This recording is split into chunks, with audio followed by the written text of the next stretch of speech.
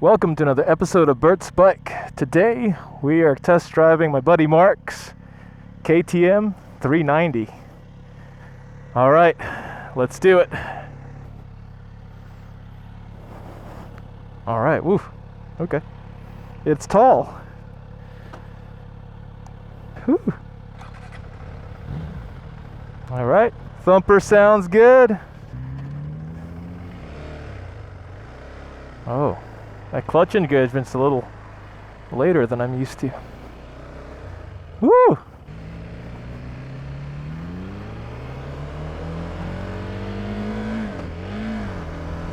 Okay. Super vibey.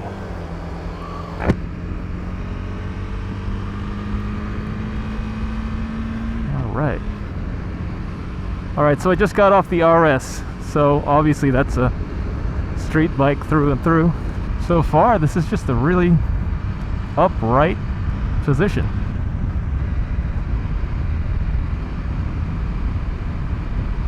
Oh, I like that.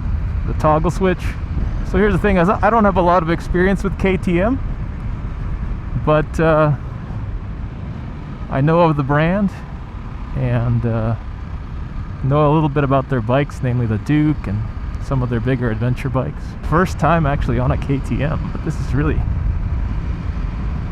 cool.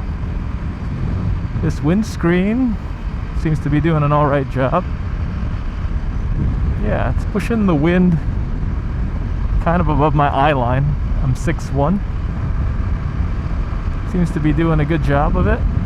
I'd definitely opt for a taller windshield if this were my bike. But as far as the riding position, it's a pretty commanding place to be. The mirrors are definitely further behind me than I'd like them to be, but they do a good job. This handlebar position is really wide and easy and relaxed. So my back is almost straight up and down. The tank looks really good. So normally with motorcycles, what draws me into them first is the look, and the KTM stuff definitely has that specific look. Me and Mark like to say it's more of a Mantis type look. And whenever people say, you know, it looks so much better in real life, this is true for this bike. The whole vibe and feeling of this particular motorcycle, the color scheme and everything, looks a whole lot better in real life.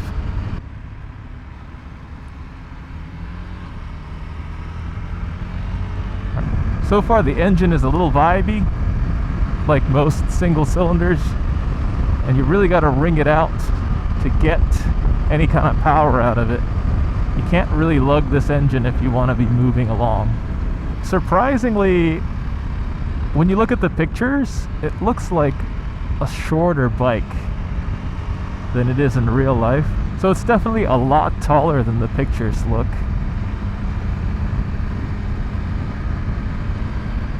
I really like the TFT screen, is really good. I'm wearing polarized glasses actually, and I can see it pretty clear.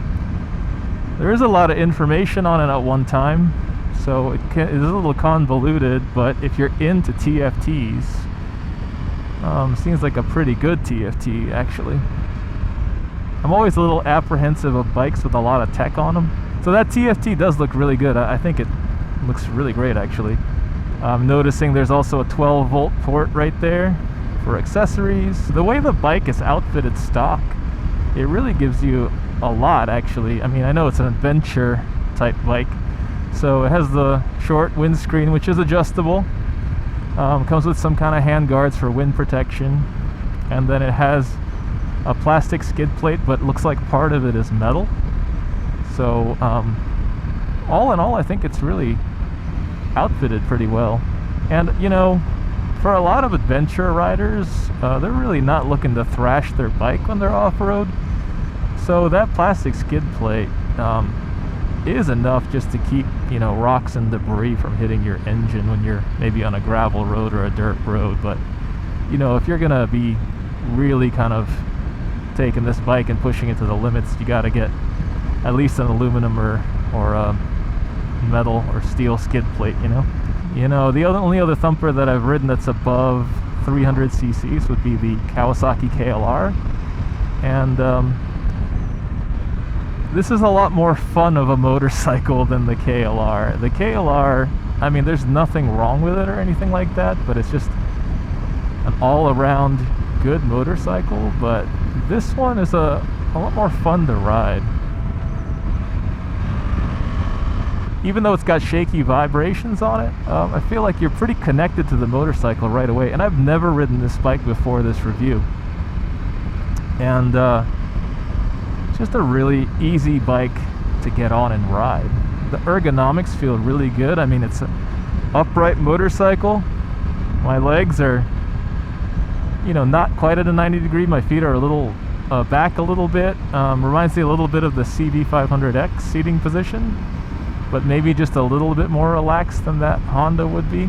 The handlebars are, I think, perfect for this motorcycle. The stock handlebars are pretty much perfect.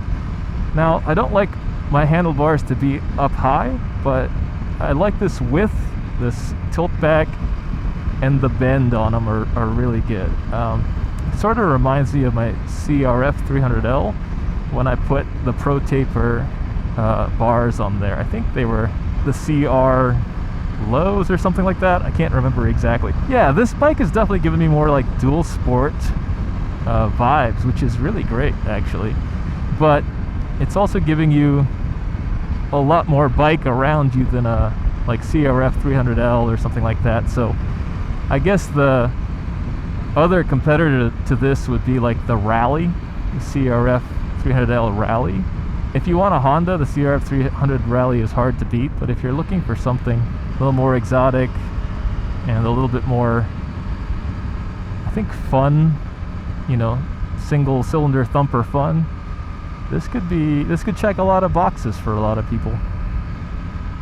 So the other thing you got moving down the bike, you got these adjustable clutch and brake levers, and I don't know why more companies don't put them on there. I know they cost a little bit more, but it really helps the rider adjust to their anatomy, like how long their fingers are and all that kind of stuff. So I really think that should kind of be standard. Another thing to note is the clutch pull on this is super light. I mean, even lighter, I think, than my Z900. It's really easy to pull in and out, just feather light. I could probably do it one finger. Yep. At first, when you jump on the bike, the engagement point is a little later in the throw. Most of the bikes I've ridden, the engagement point is quite early. But with this motorcycle, the engagement point is quite later in the throw. Yeah, almost all the way out. Let's see about this braking situation here. The front brake seems to work really well. There isn't like a defined bite point, but it stops you in a hurry. So let's look at the back brake. Alright, so the back brake isn't as bitey, I guess, as like a cruiser. Like on all the cruisers I've owned, that back brake wants to lock up that rear real fast. And this seems to have a nice smooth action without sort of biting the wheel. This is a really comfortable place to be on a bike. The adventure bike category, it's no secret that it's a huge category right now, and people are really just flocking to adventure bikes. They really are do-it-all kind of motorcycles. I don't feel any strain on my back or wrists or anything. You can just ride this super relaxed. Yeah, these bars being so wide, it really lets you just throw this bike into the corners, Really easy to just maneuver it. Here we go, braking. Oh. Good. Alright, looks like we're hopping on the main road here. Let's see how it does up the speed. See how Mark's getting on with the Z. I dig it! Alright, there we go. So late throw, yeah. You really got to punch it to get any kind of power. I mean, that's almost 8,000 revs. Yeah. So it seems like the power comes on a lot later in the revs. I mean, just easy to maneuver. The bike is a little tall for most riders. I am definitely fully extended on my left leg when I come to a one-footed stop. And with 2 feet down, you're on your tiptoes for sure. Alright, up to speed is where that windshield comes in. There's a lot more buffeting on my face, and I can feel the wind shooting right up against my helmet, but it's not uncomfortable. You just kind of notice it. Yeah, the wind on your face is not anything to be alarmed about. The wind seems to be pretty manageable at higher speeds like that, you know, above 60, 70 miles an hour. Yeah, for a stock windshield, that's pretty great. Let me see about doing like a U-turn on this bike and see what that looks like. Engine braking on this is really manageable, super easy. Brakes feel nice. Let's do first gear. See how tight I can make this U-turn. Yep, super easy bike to manage.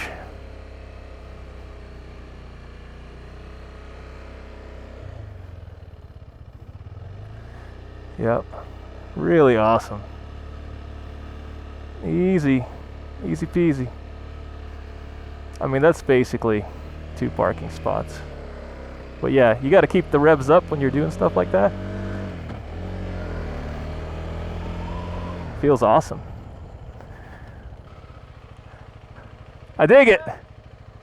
Yeah. Yeah. It's a lot more. Huh? It's like a toy compared to a real bike. This is a lot more fun than a KLR. Oh, dude, I'll take that with KLR every day of the week and Sunday too. Way more fun. Like, you can just throw it around. Dude, it's like riding a bicycle. It's like.